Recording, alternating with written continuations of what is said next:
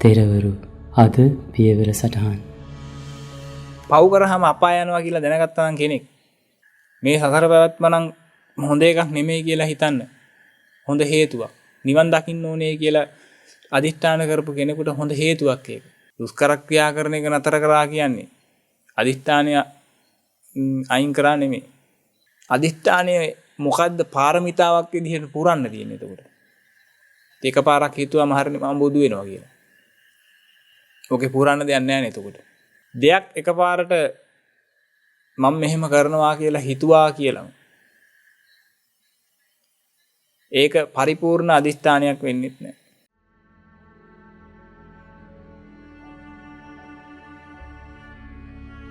එහෙනම් එන්න. ඊතර වෙච්ච උත්තමීන් තිර බවට පත්වෙච්ච පියවර හොයාගෙන පියමන් කරන්න. තෙරක් නොමැති සසරි එතෙරවන තෙරවන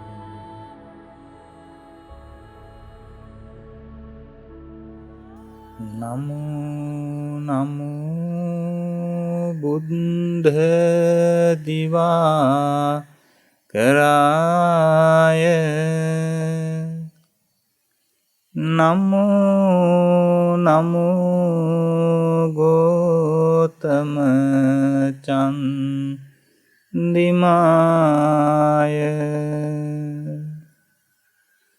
නමෝ නමෝ නන්ත ගුණන් නවාය නමෝ නමෝ සාක්‍යනන් දනාය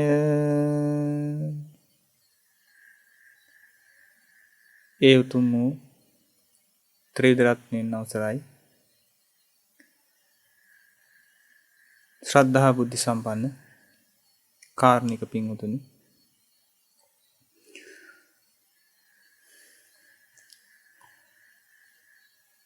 පින්වතුනි තෙරවරු දේශනා මාලාව යටතේ අපි මේ වෙනකොට සත්‍ය පාරමිතාව දක්වා මේ පාරමිතාවන් ගැන කරුණු විස්තර විග්‍රහ කරගන්න යෙදුණා. අපි මේ සතියේ අදිෂ්ඨාන පාරමිතාව ගැන තමයි දේශනා කරන්න බලාපොරොත්තු වෙන්නේ.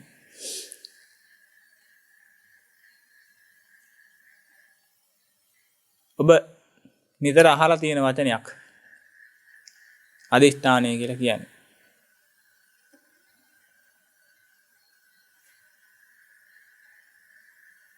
මොකද්ද මේ අදිෂ්ඨාන පාරමිතාව කියලා කියන්නේ? කොහොමද අපි අදිෂ්ඨාන පාරමිතාව පුරාගන්නේ? කොහොමද අදිෂ්ඨාන පාරමිතාව නිවනට උපනිශ්‍රේ වෙන්නේ? කියන කාරණාවන් ටික අපි එකින් එක විස්තර විග්‍රහ කරගමු. අදිෂ්ඨානය කියන වචනේ ඔබ අහලා තියෙනවා සහ ඒ ගැන යම් අදහසක් තියෙනවා. මොකද්ද මේ අදිෂ්ඨානය කියන්නේ කියලා. නමුත් වඩාත් පැහැදිලි වීම පිණිස මෙන්න මෙහෙම තේරුම් කරවන්නම් ඔබට. අදිෂ්ඨානය කියලා කියනවා පින්වතුනි ඉෂ්ඨාර්ථය කෙරෙහි බලවත් පිහිටීමට. ඒ කියන්නේ මොකද්ද ඉෂ්ට සිද්ධ කරගන්න ඕනේ? අන්නේ කාරණා උදෙසා ඒ උදෙසා හිත පිහිටවනවා. බලවත් ලෙස පිහිටවනවා.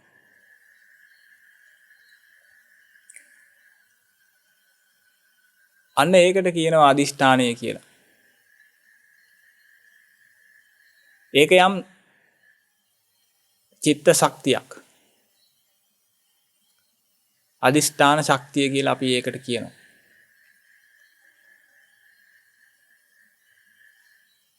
එතකොට මේ අදිෂ්ඨාන ශක්තිය කියන එක නිකම්ම නිකන් එකපාරටම ගන්න පුළුවන් එකකුත් නෙමෙයි. දෙයක් එකපාරට මම මෙහෙම කරනවා කියලා හිතුවා කියලා ඒක පරිපූර්ණ අදිෂ්ඨානයක් වෙන්නේ නැහැ. ඒවටත් අදිෂ්ඨාන කියලා කියන්න පුළුවන්. නමුත් ඒ ටික විතරක් මදි. මොකද අදිෂ්ඨානය කියන්නේ එහෙම මොකක් හරි දෙයක් කරනවාමයි කියලා හිතන එකට නම් අදිෂ්ඨානය මොකද්ද පාරමිතාවක් විදිහට පුරන්න තියෙන්නේ එතකොට. එකපාරක් හිතුවම හරිනේ මම බුදු වෙනවා කියලා. ඕකේ පුරන්න දෙයක් නැහැ නේ එතකොට. නේද? එහෙනම් මේ එකපාරකින් විතරක් කරන්න පුළුවන් එකක් නෙමෙයි මේ. පුරුදු පුහුණු කරගන්න ඕන එක. තමන්ගේ ඉෂ්ටාර්ථය කෙරෙහි පිහිටලා හිටනවා කියන එක.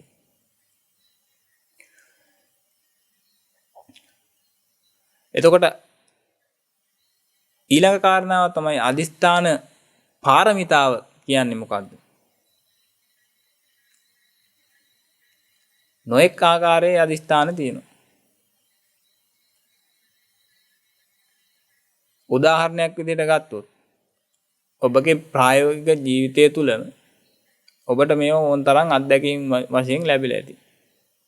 තමන් යමක් කරනවාය කියලා තරයේ අදිෂ්ඨාන කරගත්තු අවස්ථා ඕනේ තරම් ඇති. තරයේ හිතාගත්තා. මං කොහොම හරි O level පාස් වෙනවා. මං කොහොම හරි A level පාස් වෙනවා. කොහොම හරි කැම්පස් යනවා. කොහොම හරි හොඳ රස්සාවක් කරගන්න. කොහොම හරි මගේ ව්‍යාපාර කටයුතු දියුණු කරගන්නවා. කොහොම හරි මම දක්ෂ ක්‍රීඩකයෙක් වෙනවා. ඔය ආදී වශයෙන් ඔබ අදිස්ථාන ගත්තු අවස්ථාවල් ඔබේ ජීවිතයේ ඇති ඕනෑ තරම්. කොහොම හරි මේ අවුරුද්ද ඇතුළත මම කොහොම හරි ගේ හදා ගන්නවා. ඔය වගේ ඒවා. හැබැයි ඒවා කරා කියලා ඒවා පාරමිතාවක් වෙන්නේ නැහැ. අදිෂ්ඨානය කියන එක පුරුදු පුහුණු වෙන්න හොඳයි. පුරුදු පුහුණු වීමක් සිද්ධ වෙනවා. නමුත් පාරමිතා ගණයට ඒ කියන දේවල් වැටෙන්නේ නැහැ. පාරමිතා ගණයට වැටෙන්නේ පින්වතුනි බෝධිත්‍රය අතුරින් යම් කිසි බෝධියක් උදෙසා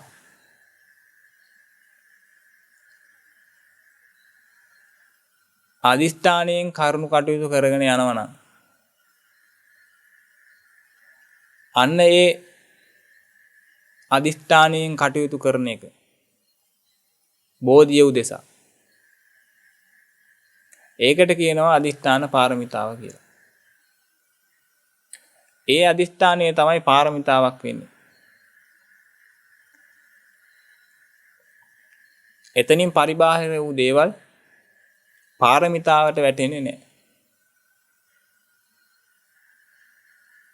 හැබැයි ලෞකික ජීවිතයේ සපවත් කර ගැනීමට ලෝකේ පැවැත්මට ඒ ඕන එකකට මේ අදිස්ථානීය කියන එක භාවිතා කරන්න පුළුවන්. ඒ අදිස්ථානීය කියන එක ඇතුව බොහෝ අය ඒ විදිහට තමයි කටයුතු කරන්නේ.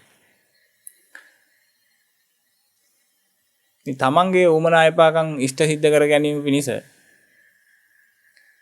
අදිස්ථාන කරන්න එපා කියලා එහෙම නෙමෙයි මේ කිව්වේ. ඒවා නරකයි කියලාත් නෙමෙයි මේ කිව්වේ.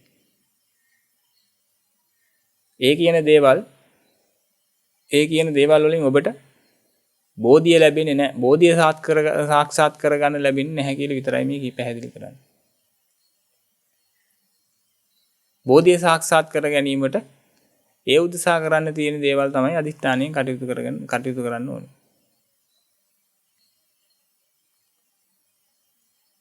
ලෝකේ අල්ල ගන්න අවශ්‍යතාවයක් තියෙනවා නම් මේ අධිෂ්ඨානයෙන් කටයුතු කරාම ලෝකේ අල්ල ගන්න පුළුවන්. වැඩිපුර මිල මුදල් හම්බ කරගන්න පුළුවන්. ආදී වශයෙන් ওই තියෙන මොනවා හරි ළඟා කරගන්න පුළුවන්. ඒවෙන් නිවන ලැබෙන්නේ නැහැ. හැබැයි ලෞකික ජීවිතයේ යම් මට්ටමකට තමන්ට හොඳයි කියලා හිතන විදිහකට කරුණු කටයුතු කරගෙන යන්න පුළුවන්. මොන ආකාරයකට මේ අදිෂ්ඨානය කරත්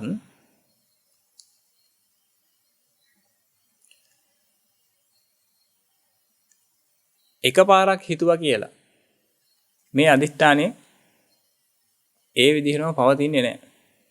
උදේ අදිෂ්ඨාන කරපු එක හවසට අමතක වෙනවා. මේ දැන් අදිෂ්ඨාන කරගන්නවා ඊළඟ මොහොතේ අමතක වෙලා යනවා. ඒ අදිෂ්ඨානයේ පැත්තක. දැන් මේ දැන් සියලු ලෝක සත්‍යයන් කෙරෙහි මෙත්තාව පතුරනවා කියලා අදිෂ්ඨාන කරනවා.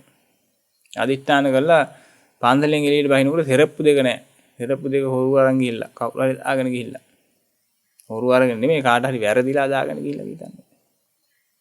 ජාර තියපු අදිෂ්ඨානේ පන්සලෙන් එළියට බහිනකොටම නැහැ. බොහොම දේශ හිතක් තමයි පතුරවන්නේ. නමුත් පන්සලේ ඉන්නකොට කිව්වේ සබ්බ සත්‍යේසු මෙත්තා සාගතේන චේතසා විහරණං සමාදියාමි කියලා තමයි කිව්වේ. පන්සල් දොරෙන් එළියට උනේ සෙරප්පු දෙක නැහැ කියලා දැකලා කත්තු කෙනාටත් දෙස් දෙවුල් තියලා සාප කරලා එහෙම වෙන්න පුළුවන්. එහෙනම් එකපාරක් හිතාගත්තාය කියලා අදිෂ්ඨානය පූර්ණ වුණේ නැහැ. පූර්ණ වෙලා නැහැ. එහෙනම් කොච්චරක් අදිෂ්ඨාන කරන්න ඕනේද? ඉෂ්ඨාර්ථයේ සිද්ධ වෙනකම්. ඒ කියන්නේ නිවන පූර්ණේ කරගන්නකම් මේ අදිෂ්ඨාන පාරමිතාව පුරන්න ඕනේ.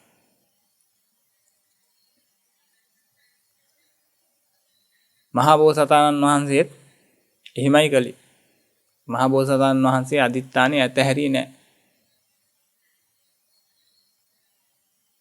දුෂ්කර ක්‍රියා කරන කාලයේදී ඔබ අහලා තියෙනවා. උන්වහන්සේ කොච්චර ශරීරයට දුක් දුන්නද කියලා.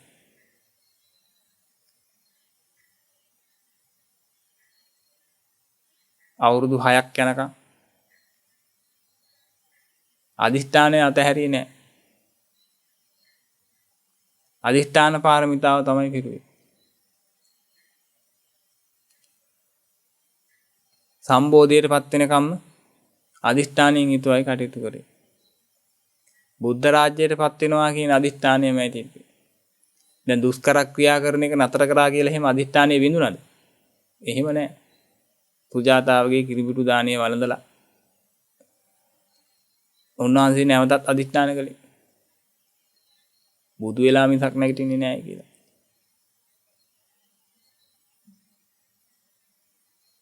ඒ බෝධි මණ්ඩලේ වාඩි වුණේ බුදු වෙලා මිසක් නැගිටින්නේ නැහැ කියලා.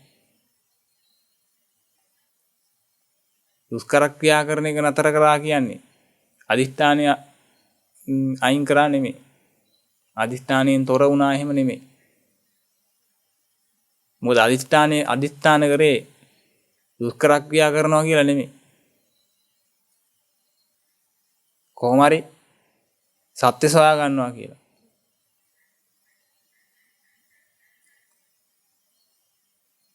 මමත් සත්‍ය සොයාගෙන ලෝක සත්‍යාවත් ඈතර කරනවා කියන අදිෂ්ඨානයෙන් තමයි කටයුතු කරගෙන ආවේ.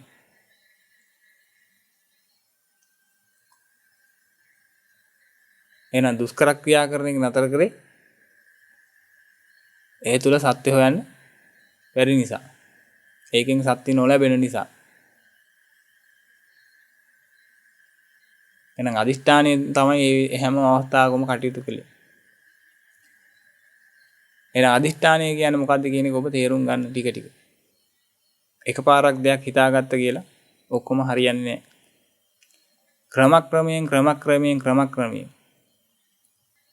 අදිෂ්ඨාන පාරමිතාව පුරන්න ඕනේ. පුරුදු කරගන්න ඕනේ. කෙනෙකුට හිතෙන්න පුළුවන්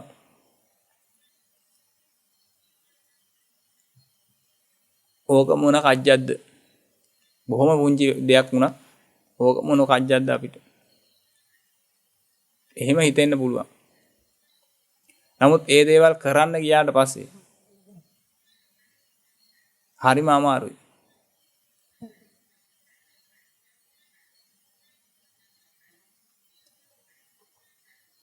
විභාගේ පාස් වෙන්න මාසයක් විතර තියෙද්දි පාඩම් කරන්න ගත්තාම තමයි ඒකේ අමාරුව තේරෙන්නේ. මුල ඉඳන් ඔහේ ඉන්නවා.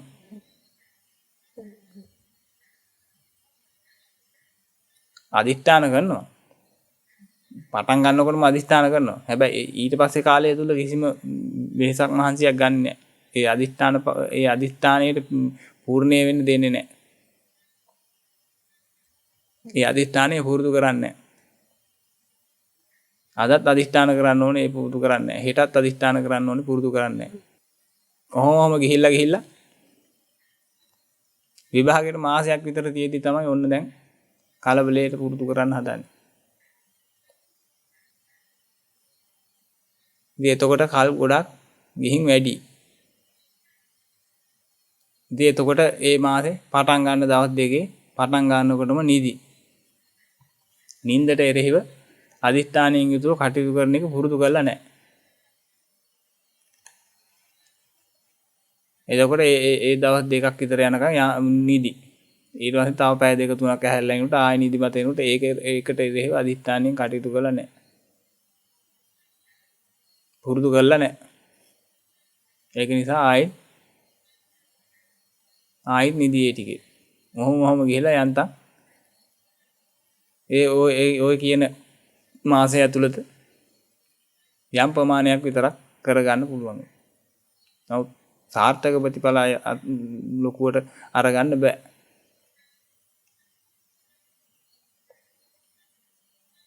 මාසයකට කලින් හරි අදිස්ථාන කරගෙන ඒක පුරුදු කරගෙන ආපු මාසයක් හරි පුරුදු කරපු නිසා තමයි ඒ මට්ටමට හරි බේරුනේ. නමුත් අවුරුද්ද පටන් ගත්ත දවසින් ඉඳන්ම ඔය අදිස්ථානියෙම කටයුතු කරගෙන ආවනම් බොහොම ඉහළ ප්‍රතිඵල ගන්න තිබුණා.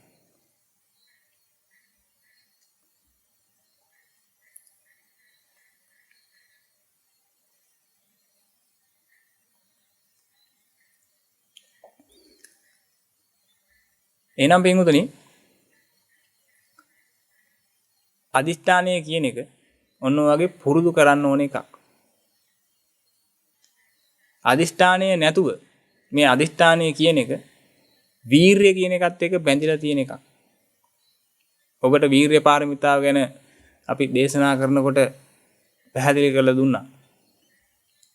ආරම්භක ධාතු,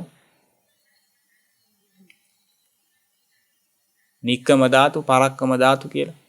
මේ වීරියේ අවස්ථා තුනක් ගැන, ආකාර තුනක් ගැන.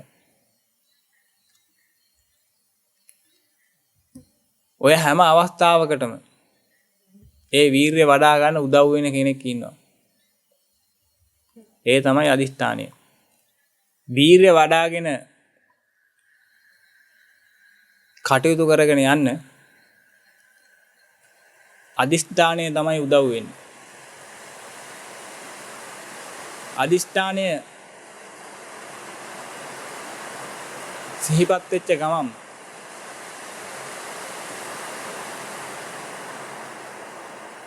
තමන්ට ශක්තිය ලැබෙනවා වීරිය කියන එක වැඩි දියුණු කරගන්න. උදාහරණයක් ගත්තොත් ඔබ හිතන්න ඔබට දෙනවා දිග තාප්පයක තීන්ද ගන්න. කොහොම හරි අද දවස් ඇතුළත මේ තාප්පේ තීන්ත ගන්න ඕනේ කියලා. ඉතින් මොකද කරන්නේ? අදිස්ථානයක් තියෙනවා. මං කොහොම හරි අද දවස් ඇතුළත මේ තාප්පේ තීන්ත ටික ඔක්කොම ගන්නවා කියලා. එහෙම කරලා තීන්ත ගන්න පටන් ගන්න. දැන් මේ තියපු අදිෂ්ඨානය නිසා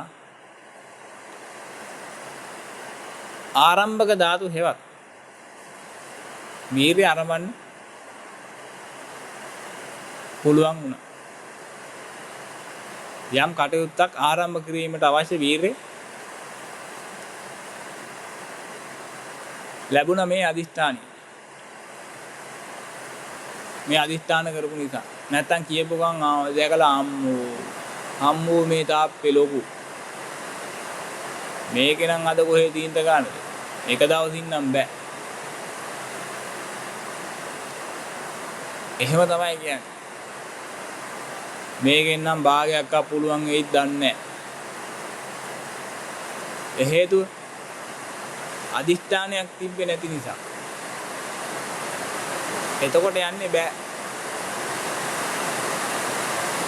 අලස පැත්තට තමයි එතකොට යන්නේ. නමුත් අදිෂ්ඨාන කරනවා නම් මම කොහොම හරි මේක කරනවා කියලා.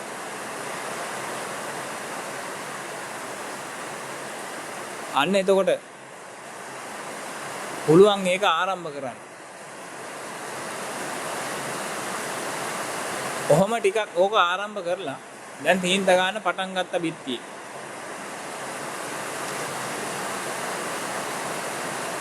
ඉතින් ටික වෙලාවක් ගන්නවා පැයක් හමාරක් විතර ගන්නවා.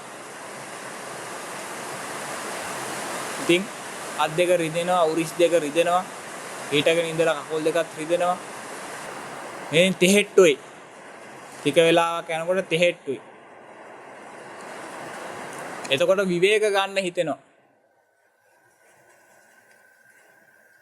හරි අමාරුයි පොඩ්ඩක් වෙලා ඉඳගෙන ඉඳලා තේ එකක් එහෙම බීලා ඉන්න ඕනේ දැන් අමාරුයි. එහෙම හිතෙනවා.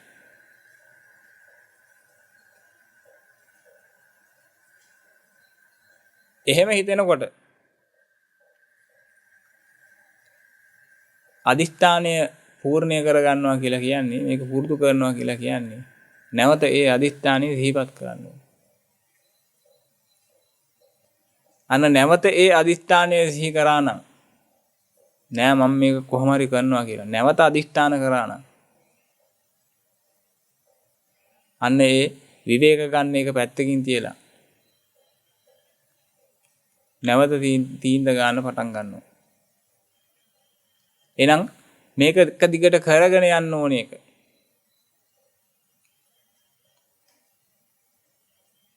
නැවත නැවත මේ අදිෂ්ඨානීය කියන එක පුරුදු කිරීමෙන්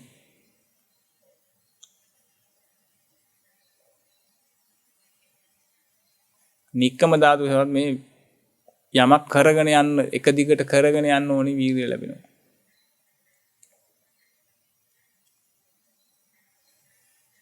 සවල් දැන් ටික වෙලාවක් කරගෙන යනකොට දැන් දවල් 12ට විතර කිට්ටුයි. හොඳටම අවුව. ගිනි කාස්ටක අවුව. දාඩිය වැක් කෙරෙනවා. අවුවට පිච්චෙනවා. දැන් හරි අමාරුයි. අවුවේ වැඩ කරන්න බෑ කියලා හිතෙනවා. අවුවේ වැඩ කරොත් එහෙම දැන් ඔළුව කැක්කුම හැදෙයි කියලා හිතෙනවා. එහෙන් පිච්චෙනවා හොඳට ඕම. කලන් දාලා වැටෙයි කියලා හිතෙනවා. ඔය වගේ නොඑක් බාධක එනවා.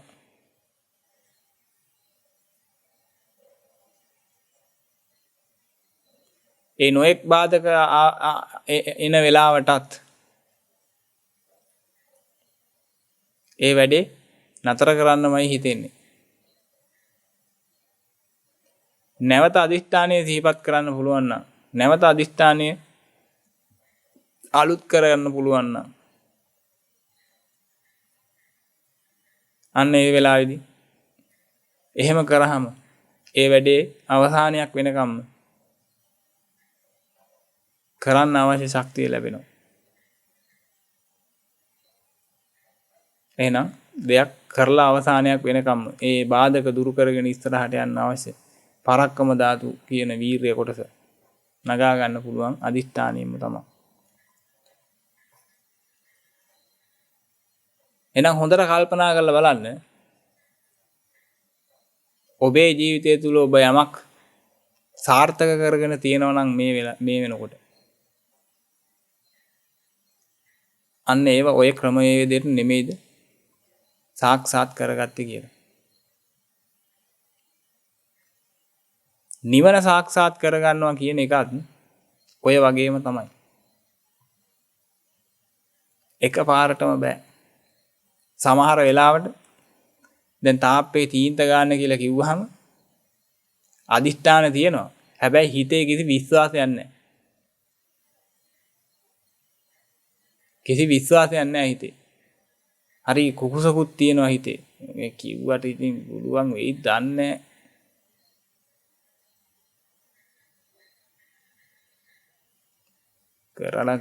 කරමු කියලා බාර ගත්තා. ඉතින් පුළුවන් වෙයි දන්නේ විශ්වාසයක් නැහැ මුලින්. එහෙම තමයි ටික ටික පටන් ගන්න. ඔය අදිෂ්ඨානයේ බොහොම මේ ප්‍රාථමික අවදී.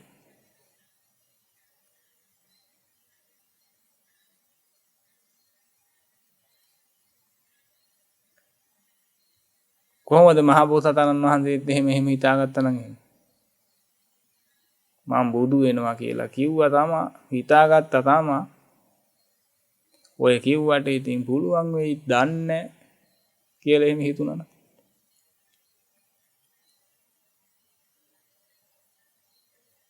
එහෙම හිතුණා නම් හරියන්නේ නැහැ නේද?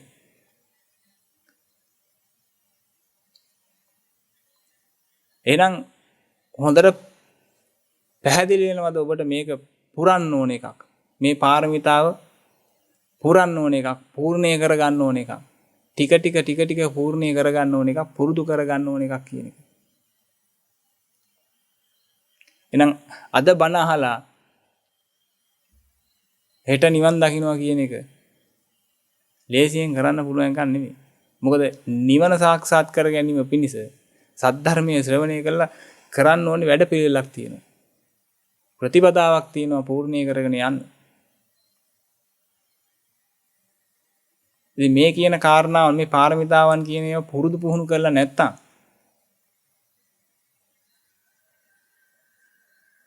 කොහොමද කරන්නේ?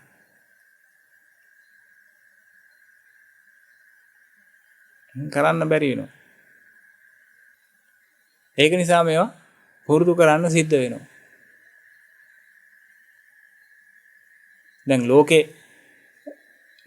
ලෝකේ මොනවා හරි දේවල් සාක්ෂාත් කර ගැනීම පිණිස අදිෂ්ඨානයෙන් වීර්යයෙන් කටයුතු කරලා පුරුදු පුහුණුවා ඉන්නවනම් ඒගොල්ලන්ට පොඩි වාසියකුත් තියෙනවා.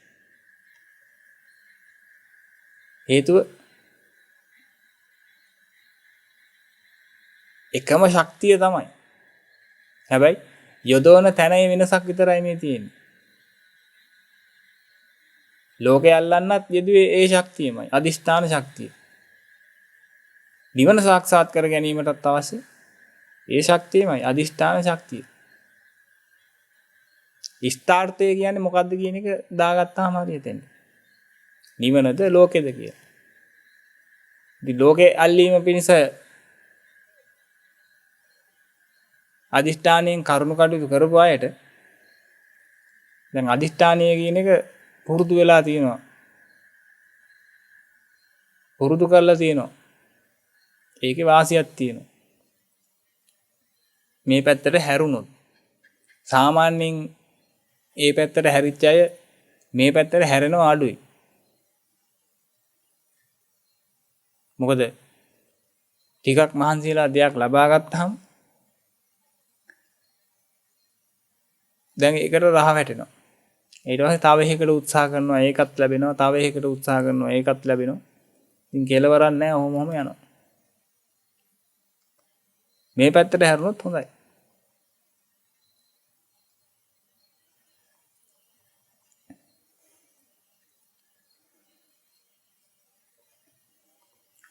එහෙනම් නිවන සාක්ෂාත් කර ගැනීම කියන කාරණාවට අදිෂ්ඨානය කියන එක බොහෝම වටින එකක්. බොහෝම උදව් උපකාරී වෙන එකක්.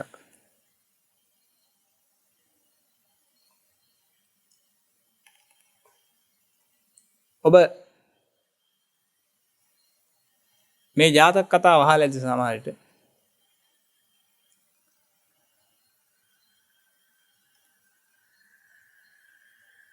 එක නාගරාජයෙක් හිටියා. මට මතක හැටියට සංකපාල නාගරාජය. මේ නාගරාජයා හිතා ගන්නවා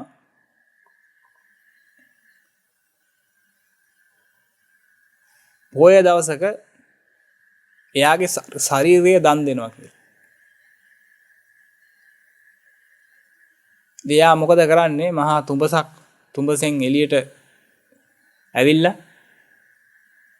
අද දවස තුල මාගේ ශරීරයේ මොකේ කරංගියක් කමන්නේ මොනවා කරක් කමන්නේ මං කිසිම දේශයක් වෛරයක් ක්‍රෝධයක් හිතේ ඇති කරගන්නේ නෑයි කියලා හිතාගෙන ඒ නාගරාජයාගේ හිස තුඹස ඇතුළට දාගෙන කඳ එළියට පේන වැතිරලා ඉන්නවා. ඉතින් එදාම එක මිනිසු පිරිසක් දඩේමේ එනවා. දඩේමේ ඇවිල්ලා ඒගොල්ලන්ට කිසිම සතෙක්ව හොයාගන්න හම්බ වෙන්නේ නැහැ. දඩමසක් හම්බ වෙන්නේ නැහැ. දෙහිම ඇවිදිනකොට දකින්නවා මේ නාගරාජයාගේ මහ විශාල ශරීරයක්, ඔරු කඳක් වගේ මහ විශාල ශරීරයක් දරාගෙන ඉන්න මේ සර්පයක් විදිහට දකින්නවා. දැක්කට පස්සේ මේගොල්ලෝ හිතා ගන්නවා මේ සර්පයා අපි අද මරාගෙන මස් වලට අරගෙන යන් කියලා. ඊට පස්සේ මොකද කරන්නේ? ඇවිල්ලා අර ආයුධ වලින් උල් වලින් ඇනලා කොහොම හරි උඹහැන් එළියට මේ ඔළුව එළියටත් අරගෙන ඇනලා දඬු කෝටු වල ගැට ගහලා කදක් වගේ අරගෙන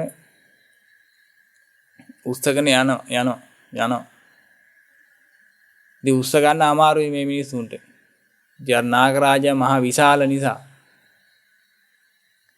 ඔළුවත් මේ බරයි. ඔළුව බිමට වැටෙනවා, කඩා හැලෙනවා.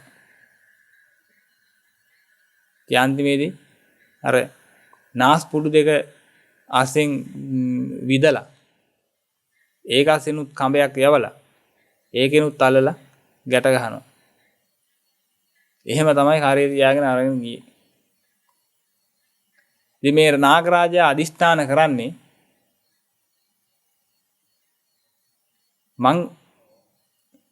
මගේ ශරීරය දන් දෙනවා කිසිම හේතුවක් නිසාවත් මං දේශයටපත් වෙන්නේ නැහැ. වෛර කරන්නේ නැහැ, ක්‍රෝධ කරන්නේ නැහැ කියලා. එහෙම තමයි අදිෂ්ඨාන කරන්නේ. එතකොට අර ඒ වැඩි පිටිස් ඇවිල්ලා මේ උල් වලින් එහෙම අනිනකොට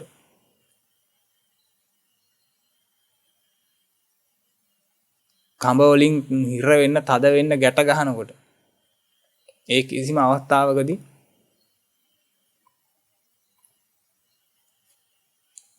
දේශ ගන්නේ නැහැ. ඒ හැම අවස්ථාවකදීම අදිෂ්ඨානයම සිහිපත් කරනවා. නැත්තම් ඒ නාගරාජයාට පුළුවන් එක විස දුමාරයකින් මහා විශාල විනාශයක් කරන්න. ඒ තරම් බලයක් තිබ්බ නාගරාජයෙක්. ඕනනම් ඒ මිනිස්සුගේ පැනලා යන්න තිබ්බා. නමුත් ඒ ශාරීරික වේදනාවන් එන හැම අවස්ථාවකම තමන් ගත්ත යම් අදිෂ්ඨානයක් තියෙනවා නම් අන්නේ අදිෂ්ඨානයම සිහිපත් කරා. ඒ අදිෂ්ඨානය නිසාමයි එතනින් එහාට ක්‍රෝධ කරන්නේ නැතුව, වෛර කරන්නේ නැතුව වීරයෙන් කටයුතු කරන්න පුළුවන් වුණේ. ඉතින් ඒ අතරමඟදී ඒක පුද්ගලයෙක් දැකලා මේ සතා කෙරෙහි අනුකම්පා හිතිලා මුදල් දීලා අර පිරිසට මේ සතාව නිදහස් කරලා යවනවා. ඔය බෝසතාණන් වහන්සේගේ එක ජාතක කතාවක්. ඉතින් හැම ජාතකයකම වගේ පින්වතුනි අදිෂ්ඨාන පාරමිතාව තියෙනවා. විශේෂයෙන් මේකේ කියලා කියන්න දෙයක් නැහැ. ඔබට මතක ඇති තේමිය කුමාරයාගේ ජාතක කතාව.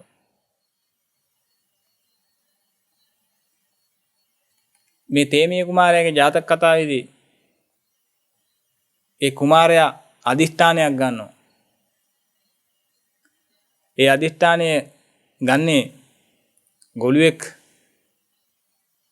බිහිරෙක්, කොරෙක් විදිහට ජීවත් වෙනවා මේ රජගෙදරින් මාව එළියට ඇදලා දාන කම්ම කියලා. දවසක් දෙකක් එහෙම නෙමෙයි. අවුරුදු 16ක් වෙනකම්. අවුරුදු 16ක්. ඔබ නිකන් හිතලා බලන්න. අද ගත්තු අදිස්ථානයක් අවුරුදු 16ක් ගියාට පස්සෙත් ඒ විදිහටම කටයුතු කරනවා කියලා කියන්නේ. ඔබ නිකන් කල්පනා කරලා බලන්න. මීට අවුරුදු 16කට කලින් ඔබ මොන වගේ අදිස්ථාන තිබ්බද කියලා. අමන්න මතකත් නැති වෙයි. මීට අවුරුදු 16කට කලින් හිටියද නැද්ද කියලා මතකත් නැද්ද? පොඩි කාලයක් එහෙම නෙමෙයි. සාමාන්‍ය අපේ ජීවිතෙන් භාගයක් විතර.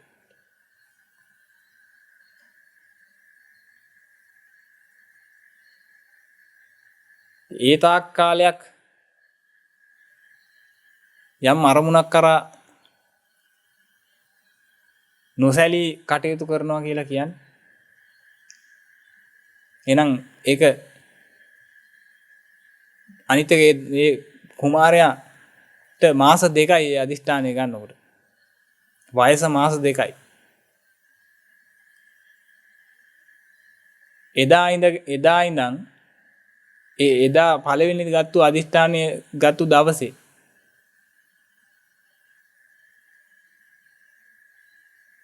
ඒ අදිෂ්ඨානය තිබ්බට පස්සේ ආයෙ ඕක සිහිපත් කරේ නැද්ද? පළවෙනි දවසේ විතර දෙක කරේ. එතනින් එච්චරයි. ඉතින් අර ඉතුරු මේ අවුරුදු 16ම ඔහේ ගමන් කරගෙන ගියා. ඔහේ ගෙවිලා ගියා. ඒ අර ටික ඔක්කොම නිකම්ම ඉබේම වගේ සිද්ධ වුණා. එහෙම උනේ නැහැ. Tamante එන හැම බාධකයක් ඉස්සරහම මේ අදිෂ්ඨානයමයි සිහිපත් කළේ. ඒ අවුරුදු 16 ඇතුළතදී මහා පුදුමාකාර දුක් දුන්නා. මාස 2 දරුවට කිරි දුන්නේ නැහැ. මුළු දවසම කිරි දෙන්නේ නැහැ. නමුත් ඇඬුවේ කතා කරේ කෑ ගැහුවේ මුකුත් නැහැ.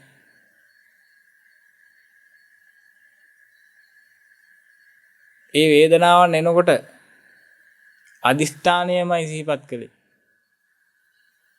ඒ අදිෂ්ඨානය සිහිපත් කරපු නිසා තමයි Tamanට වීර්යයක් ආවේ කෑ ගහන්නේ නැතුව අඬන්නේ නැතුව මේ වේදනාවන් නිවසගෙන කටයුතු කරන්නේ.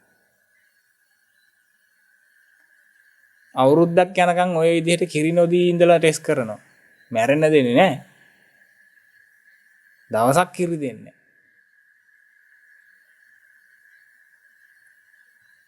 ඊළඟ දවසේ කිරි දෙනවා.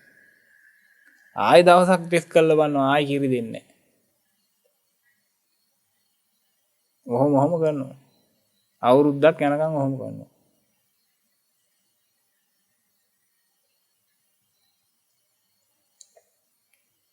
එහෙනම් ওই අවුරුද්දට කී පාරක් Tamanගේ අදිෂ්ඨානය සිහිපත් කරන්නේ නැද්ද? එක දවසකට කී පාරක් ඒ අදිෂ්ඨානය සිහිපත් කරන්නේ නැද්ද? අද කිරි දුන්නේ නැහැ. එක වේලක් කිරි නොදී ඉන්නකොට බඩගින්න උත්සන්න වෙනකොට ඒ වේදනාවල් දැනෙනකොට ඔය හැම අවස්ථාවකම Tamanගේ අදිෂ්ඨානයම සිහිපත් කරගෙන ඒ සියලු වේදනාවන් නිවසගෙන ඉන්නේ නැති. ඊළඟ අවුරුදු කිහිපෙදී රස කැවිලි දෙන්නේ නැහැ. පළතුරු දෙන්නේ නැහැ. කෑම જાති ඒවා දෙන්නේ නැහැ. දවසම බඩගින්නේ.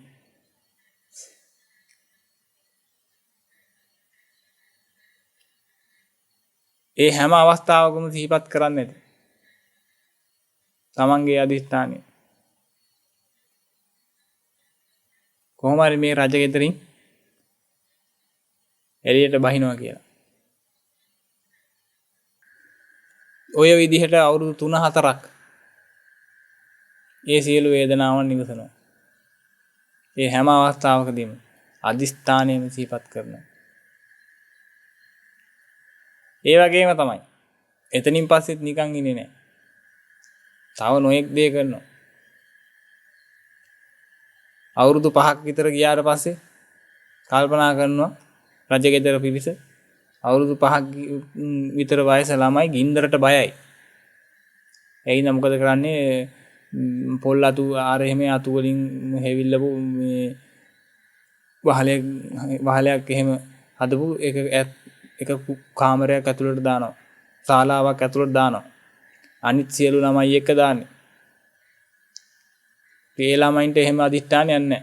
ඒකින්ද ඒ පොල්ලතු මඩුවට ගිනි තිබ්බට පස්සේ ඒ ශාලාවට ගිනි තියනකොට ඒ ළමයි හිස් ලූ අත දුවනවා. නමුත් මේ කුමාරයා හෙල්ලෙන්නවත් නැහැ.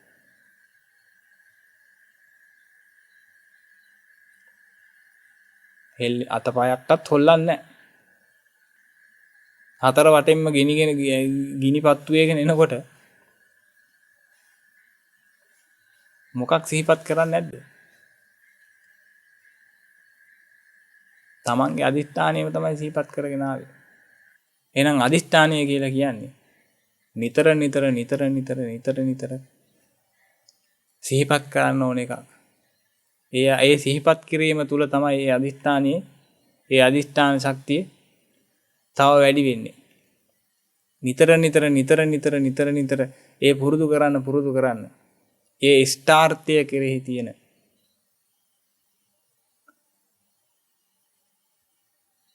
තමන් සාක්ෂාත් කරගන්න යන දේ කෙරෙහි දැඩි ලෙස පිහිටනවා, බලවත් ලෙස පිහිටනවා. ඨාන වෙනවා කියලා කියන්නේ තදින් පිහිටනවට.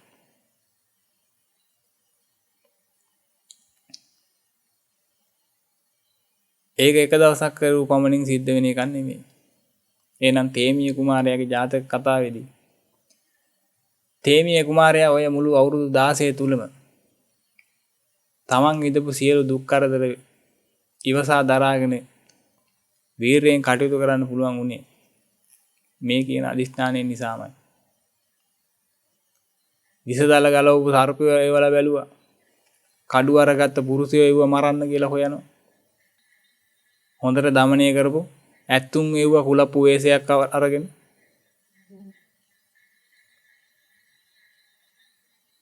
ඔය හැම එකකදීම ඒ වගේම යටින් ගිනි දාලා ගිනි රස්නේ වදින්න තියෙනවා. තැම්බෙනවා. තවනවා. ගින්නෙන් තවනවා. කෑ ගහයි කියලා බලන්න. නැටුම් ගැවුම් විලාසිතා ඒව පෙන්වනවා. නාටිකාංගනාවන් ගෙනහලා පෙන්වනවා. ඒත් මුකුත් වෙනසක් පෙන්වන්නේ නැහැ.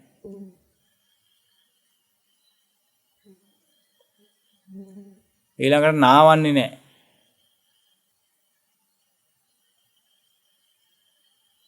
තමන් ඉන්නේ ඇඳේම අසුචි දා ගන්නවා. ඒව සුද්ධ කරන්නෙත් නැහැ. ඒ අසුචි ගොඩේම තියලා තියෙනවා.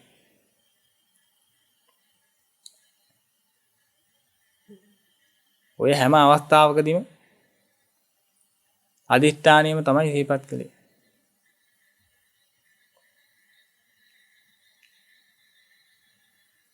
එහෙනම් ඔය විදිහට කටයුතු කරන්න පින්වතුනි. අදිෂ්ඨානයේ ඕමනා වෙනවා වගේම අදිෂ්ඨානයේ බොහොම උදව් වෙනවා වගේම ඔය අදිෂ්ඨානයේට බොහොම හොඳ හේතුවක් තියෙන්නට ඕන. නිකම්ම අදිෂ්ඨාන කෙරුව පමණින් දැන් මේ අදිෂ්ඨාන පාරමිතාව පුරනවා කියන එක පින්වතුනි දැන් තේමිය කුමාරයාගේ ජාතක කතාවේදී තේමිය කුමාරයා නිකම්ම හිතුවේ නැහැ මං කොහොම හරි මේ රජගෙදරින් මේ නික්මෙනවා කියලා විතරක් හිතුවේ නැහැ. මොකද ඒ රජගෙදරින් එළියට බහින්න තියපු අදිෂ්ඨානයට හේතුවක් තිබුණා. ලොකු හේතුවක් තිබුණා.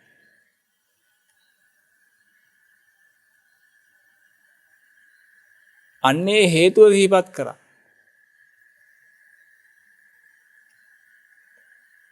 අදිෂ්ඨානයේ සිහිපත් කරා කියන එකෙන් අදහස් කරන්නේ ඔන්න ඔය කියන හේතුවත් එක්කමයි මේ අදිෂ්ඨානයේ සිහිපත් කරන්නේ.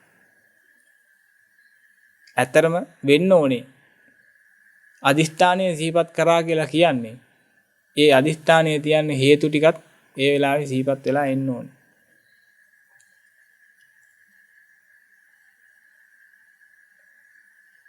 දැන් උදාහරණයක් ඇදිට අපි දැන් තාප් එක තීන්ත ගන්න එකක් ගැන කිව්වේ.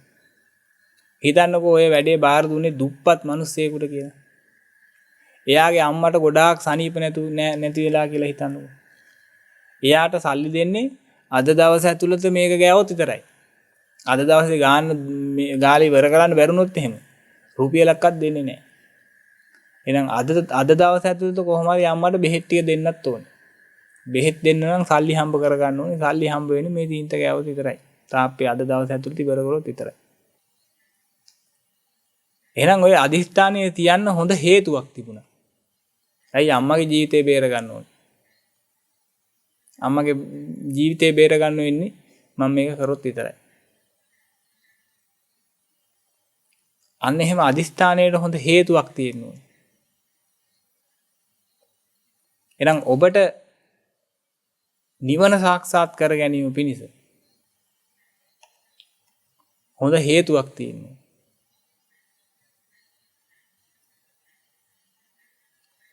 ඒකේ හොඳම හේතුව තමයි පින්වතුනි දුක්ඛාරය සත්‍ය දැකීම.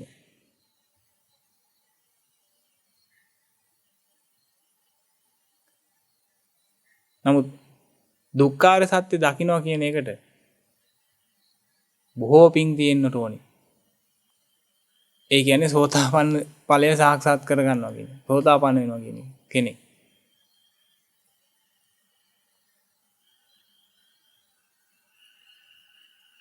ඒකනේ ඒ හොඳම හේතුව ලැබුණු කෙනා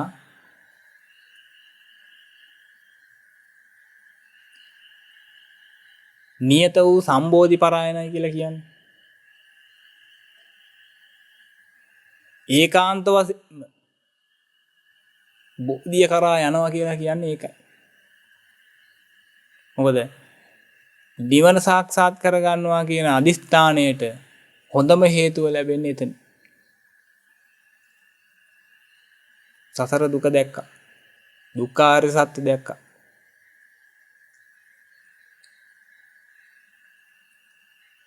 ඒ තමයි හොඳම හේතුව. එහෙනම් ඔබ නිවන සාක්ෂාත් කරගන්න යන ගමනේ හොඳම හේතුව තාම හම්බුනේ නැත්තම්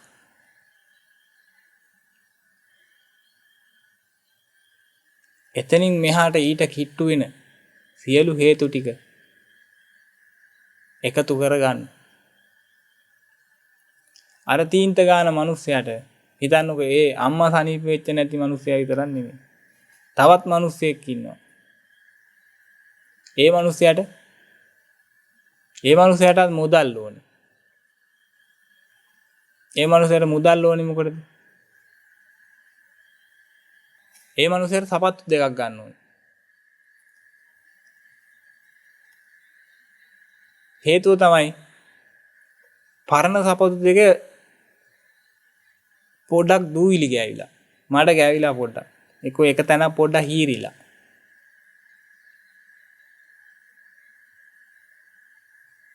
එහෙම අවශ්‍යතාවයක් තියෙනකුණු ඉන්නවා. හැබැයි තාප්පේ අයිතිකාරයා කියන්නේ කලින් එනාට කියපු කතාවම තමයි. අද දවසේ තීන්ත ටික ගෑවොත් තමයි සල්ලි දෙන්නේ. නැත්තම් සල්ලි දෙන්නේ නැහැ.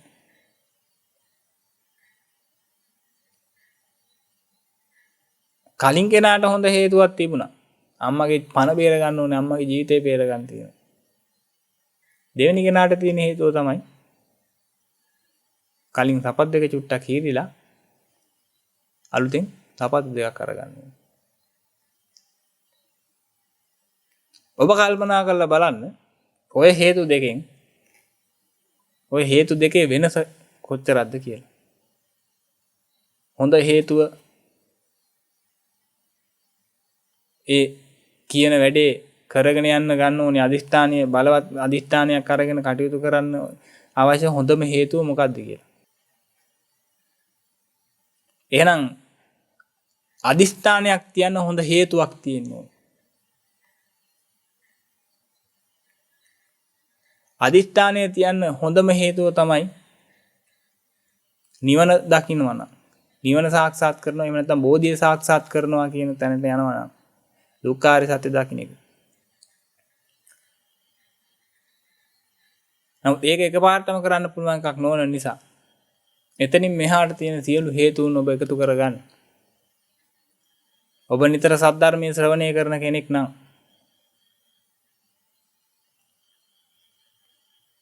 ඒ සද්ධර්මයේ තුල කියවෙන දේවල් එකතු කරගන්න ඔබේ නිවන කරගන්නවා කියන අදිෂ්ඨානයට හොඳ හේතු එකතු කරගන්න.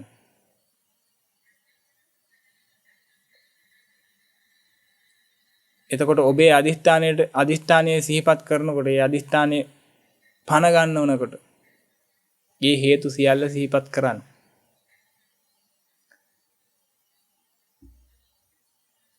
සමහර විට ඔබ දන්නේ පව් කරාම අපාය යනවා කියලා විතරයි වෙන්නේ නැති. පව් කළොත් අපාය යනවා.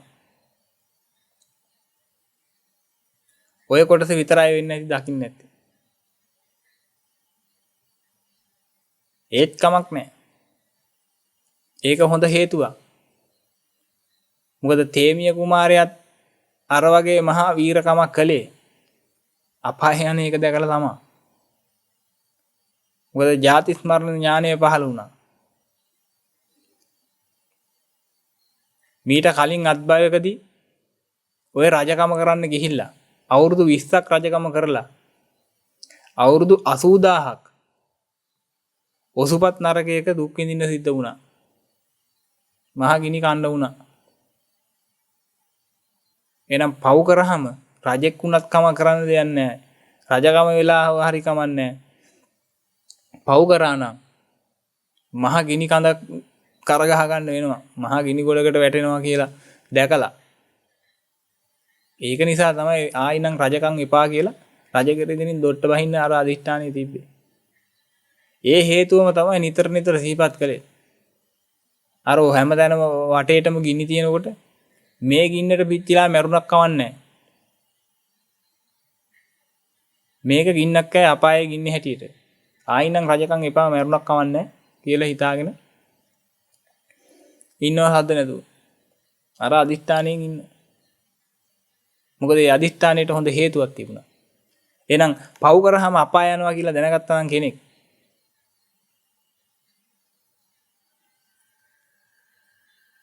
ඒකත් පව් නොකර ඉන්න හොඳ. පව් නොකර ඉන්න අදිෂ්ඨාන කරනවා නම් ඒ අදිෂ්ඨානයට හොඳ හේතුවක් ඒකත්. මේ සතර පැවැත්ම නම් හොඳ එකක් නෙමෙයි කියලා හිතන්න. හොඳ හේතුවක්. නිවන් දකින්න ඕනේ කියලා අදිෂ්ඨාන කරපු කෙනෙකුට හොඳ හේතුවක් ඒක. ඔබ ඒ හේතු දකින්න. තවමත් ඔබ අදිෂ්ඨාන කරලා නැත්නම් මේ නිවන සාක්ෂාත් කරගන්නවා කියලා. ඔබ අදිෂ්ඨාන කරන්න මේ නිවන සාක්ෂාත් කරගන්නවායි කියලා. එහෙම කරුණු කටයුතු කරගෙන ඉස්සරහට එනකොට යම් දවසක ඔබට නිවන පිණිස තියෙන අදිෂ්ඨානයට හොඳම හේතුව හම්බ වෙයි. දුක්ඛ ආර්ය සත්‍ය දැක ගන්න පුළුවන් වෙයි. එදාට ඔබ නියත වශයෙන්ම සම්බෝධිය කරා යන කෙනෙක්. මොකද හොඳම හේතුව ඔබට ලැබුණා. එහෙනම් අදිෂ්ඨානය ගැන ඔන්න ඔය විදිහට බොහෝ කරුණු සාකච්ඡා කරන්නට යෙදුණා. අපි ඉදිරියටත් අදිෂ්ඨානය ගැන තව බොහෝ කරුණු සාකච්ඡා කරමු. අදට කාල වේලාව බොහෝ ඉක්ම ගිහිල්ලා නිසා අපි දේශනාව මෙතනින් හමාර කරමු. දේශනාව අවසන් කිරීමට ප්‍රථමයෙන් ඔබ නගාගත්තා වූ සියලුම පුණ්‍ය කුසල ආශිර්වාද ශක්තියින් සියලු ලෝක සියලු සත්ත්වයන්ටම අනුමෝදන් කරමු.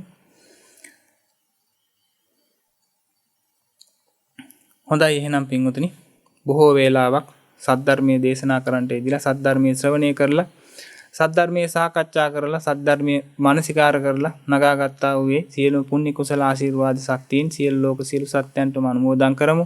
පළමුවටම සිහිපත් කරගන්න පින්වතුනි මේ තුන් ලෝකාත්‍රයේ තුල ආර්ය මාර්ගයේ පූර්ණේ කරගන්නවා මේ නිවන සාක්ෂාත් කරගන්නවා කියලා අදිෂ්ඨානයෙන් මහත් වූ වීර්යයෙන් අපකප වෙලා කටයුතු කරන යම් කිසි පිරිසක් ඉන්නවා නම් අන්නේ සියලු දෙනාටම ඔබ කරගත්තා වූ සියලුම පුණ්‍ය සම්පාර ධර්මිය කුසල සම්පාර ධර්මිය අනුමෝදන් කරන්නේ අනුමෝදනාවෙන් ඒ සියලු දෙනාටම වැඩි වෙලින්දී එන්නා වූ ඒ සියලුම දුක් දෝසාන්තකාරවල් දුහරින් භූත වේවා. ශරීරයේ සප්ත ධාතු දූෂණයෙන් අද පැමිණියා වූ දෝසාන්තකාරවල් දුහරින් භූත වේවා. 90ක් රෝග 90ක් ව්‍යාධි 203 කාන්ත්‍රා දෝසාන්තකාරවල් දුහරින් භූත වේවා. යක්ෂ පේස පිශාච මලකේල කුම්භාණ්ඩාදීකින් අද පැමිණියා වූ දෝසාන්තකාරවල් දුහරින් භූත වේවා. දසකුසලේ මිදෙත්වා දසකුසලේ වඩත්වා දස පුණ්‍යක් ක්‍රියාම් කරත්වා නිබ්බාන පරම සුඛයෙන් සුඛිතර වේත්වා කියලා සාදුකාරයක් දීලා පින් අනුමෝදන් කරන්න. ඒ වගේම මොහොතක් සිහිපත් කරගන්න ඈත අතීතයේ ඉඳන්ම මේ සම්බුද්ධ ශාසනය ආරක්ෂා කරගෙන ආවෝ යම් කිසි පිරිසක් ඉන්නවා නම් විහෙර විහාර ආරක්ෂා කරගෙන ආවෝ යම් කිසි පිරිසක් ඉන්නවා නම් මේ ත්‍රිපිටක පොත් වහන්සේලාව ආරක්ෂා කරගෙන රැකගෙන ආපු යම් කිසි පිරිසක් ඉන්නවා නම් සංඝයා වහන්සේලාව ආරක්ෂා කරපු පිරිසක් ඉන්නවා නම් අන්නේ සියලු දෙනාව සිහිපත් කරගන්න ඒ සියලු දෙනාව තම ඔබ කරගත්තා වූ ඒ සියලුම පුණ්‍ය සම්පාර ධර්මිය කුසල සම්පාර ධර්මිය අනුමෝදන් කරන්න. ඒ අනුමෝදනාවෙන් යම් කිසියකින් අභාව ස්ථානයක ඉන්නවා නම් එයින් අත මිදී සුඛී සුවපත් භාවයටපත් වේවා. දසකුසලේ මිදෙත්වා දසකුසලේ වඩත්වා දස පුණ්‍ය ක්‍රියාම් කරත්වා නිබ්බාන පරම සුඛයෙන් සුඛිතර වේත්වා කියලා සාදුකාරයක් දෙලා පින් අනුමෝදන් කරන්න. ඒ වගේම මොහොතක් සිහිපත් කරගන්න සම්බුද්ධ ශාසනය ආරක්ෂා කරන්නා වූ ඉන්ද්‍රෝපේන්ද්‍ර චන්ද්‍රසේකර ප්‍රජාපති කියන්නා වූ සියලු මල්පේ ශාක්‍ය මහේශාක්‍ය දිව සමූහයව සිහිපත් කරගන්න. ඒ වගේම සක්‍ර දේවතුමා ප්‍රදාන පරිවාර දේවතා පිරිස සිහිපත් කරගන්න. ඒ වගේම සතරවරන් රජදරුවන් ප්‍රදාන පරිවාර දේවතා පිරිස සිහිපත් කරගන්න. ඒ වගේම 18ක යක්ෂ සේනාධිපතිවරුන් ප්‍රදාන පරිවාර දේවතා පිරිස සිහිපත් කරගන්න. ඒ වගේම තමන්ට දුකක් කරදරයක් පැමිණිලා වෙලාවේදී පිහිටක් ආරක්ෂාවක් සැපුවා ආයේ සියලුම නානා නම්ගත් ගොත් වලින් පෙනී සිටිනා ඔය සියලුම දිව සමූහයව සිහිපත් කරගන්න. ඒ වගේම ඉෂ්ඨකාමී දේව දේවතාවුන් වහන්සේලාව සිහිපත් කරගන්න. ඒ සියලුම දෙවියන්ට තම ඔබ කරගත්තා ඔය සියලුම පුණ්‍ය සම්පාද ධර්මිය කුසල සම්පාර ධර්මිය අනුමෝදන් කරන්න. ඒ අනුමෝදනාවෙන් සතුටු වන්නා වූ දෙවියන්ගේ දිව්‍යානුභාවය වැඩි වේවා. දිව්‍ය තේජස වැඩි වේවා. දිව්‍ය ඍජිය දිව්‍ය බලයේ දිව්‍ය දීප්තිය වැඩි වේවා. চিරාත් කාලයක් සම්බුද්ධ ශාසනය ආරක්ෂා කරගනිත්වා. දසකුසලේ මිදෙත්වා දසකුසලේ වඩත්වා දස පුණ්‍ය ක්‍රියාම් කරත්වා නිබ්බාන පරම සුඛයෙන් සුඛිතර වේත්වා කියලා සාදුකාරයක් දීලා පින් අනුමෝදන් කරන්න. ඒ වගේම මොහොතක් සිහිපත් කරගන්න තමන්ට සුජීවත්ව ඉඳගෙන තමන්ට උදව් පදව් කරන්නා වූ යම් කිසි පිරිසක් ඉන්නවා නම් අන්නේ සියලු දෙනාම සිහිපත් කරගන්න. තමන්ගේ අම්මා තාත්තා දුව දරුවෝ ඥාති හිත මිත්‍රාදීන් සහෝදර සහෝදරියන් යහළු හෙළියන් මේ සියලු දෙනාම සිහිපත් කරගන්න. ඒ වගේම සේවක සේවිකාවන් සොයාම් දරුවන් සිහිපත් කරගන්න. ඒ වගේම තමන්ට උදව් පදව් කරපු යම් කිසි කෙනෙක් ඉන්නවා නම් අන්නේ සියලු දෙනාම සිහිපත් කරගන්න. ඒ වගේ වතුර විදුරකින් අර උදව් කරන කෙනෙක් ඉන්නවා නම් අන්නේ සියලු දෙනාම සිහිපත් කරගෙන ඔබ කරගත්තා වූ සියලුම පුණ්‍ය සම්පාර ධර්මිය කුසල සම්පාර ධර්මිය ඒ අය කෙරෙහි අනුමෝදන් කරන්න. ඒ අනුමෝදනාවෙන් ඇයට වැඩි වෙලින්දී එන්නා වූ සියලුම දුක් දෝසාන්තකාරවල් දුහරින් භූත ඒවා ශරීරයේ සප්ත ධාතු දූෂණයෙන් අද පැමිණියා වූ 98ක් රෝග 99ක් ව්‍යාධි 203ක් කාන්තා දෝසාන්තකාරවල් දුහරින් භූත ඒවා. යක්ෂ ප්‍රේත පිසාච මලකේල කුම්භාණ්ඩාදීකින් අද පැමිණියා වූ දෝසාන්තකාරවල් දුහරින් භූත ඒවා. දසකුසලෙන් මිදෙත්වා දසකුසලේ වඩත්වා දස පුණ්‍ය ක්‍රියාම් කරත්වා නිබ්බාන පරම සුඛයෙන් සුඛිතර වේත්වා කියලා සාදුකාරයක් දීලා පින් අනුමෝදන් කරන්න. ඒ වගේම මොහොතක් සිහිපත් කරගන්න තමන් නමින් ජම්මාන්තරගත වෙන්න යම් කිසි කෙනෙක් ඉන්නවා නම් අන්නේ සියලු දෙනාම සිහිපත් කරගන්න. තමන් මේ ආත්ම භාවය විතරක් නෙමෙයි කල්පානුවකක් ඇතුළත තමන් අම්මා වෙච්ච තාත්තා වෙච්ච ඥාති හිත මිත්‍රාදීන් වෙච්ච ඒ සියලුම දෙනාව සිහිපත් කරගන්න. ඒ සියලුම දෙනාට ඔබ කරගත්තා වූ සියලුම පුණ්‍ය සම්පාද ධර්මිය කුසල සම්පාද ධර්මිය අනුමෝදන් කරන්න. ඒ අනුමෝදනාවෙන් යම් කිසි හේකින් අභාව ස්ථානයක ඉන්නවා නම් එයින් අත මිදී සුඛී සුවපත් භාවයටපත් වේවා. දස අකුසලයේ මිදෙත්වා දස කුසලයේ වඩත්වා දස පුණ්‍ය ක්‍රියාම් කරත්වා නිබ්බාන පරම සුඛයෙන් සුඛිතරේත්වා කියලා සාදුකාරයක් දීලා පින් අනුමෝදන් කරන්න. ඒ වගේම ඔබ කරගත්තා වූ සීලම් පුණ්‍ය සම්බාර ධර්මයන්ගේ උතුම් සම්බාර ධර්මයන්ගේ ගුණ බලමයි මේ මිහි මඩර මත ලක්ෂණ ගණනින් අරිහතුන් වහන්සේලා පහළ වේවා කියලා සාදුකාරයක් දීලා පින් අනුමෝදන් කරන්න. ඒ වගේම අනාදිමත් සංසාරයක පටන් මේන ගමනේදී ඔබ කරගත්තා වූ සීලම පුණ්‍ය සම්බාර ධර්මයන්ගේ කුසල සම්බාර ධර්මයන්ගේ ගුණ බල මහිමෙන් මේ ඔබ අප සියලු දෙනාටම බුදුපසේ බුදුමහරහතන් වහන්සේලා නිවී සැනසීම පැමිණි වදාළේ නිත්‍ය මංගල පරම සුන්දර අමෘත මහා නිර්වාණයම සාක්ෂාත් වේවා කියලා සාදුකාරයක් දීලා පින් අනුමෝදන් වෙනවා. සියලු දෙනාටම තෙරුවන් සරණයි.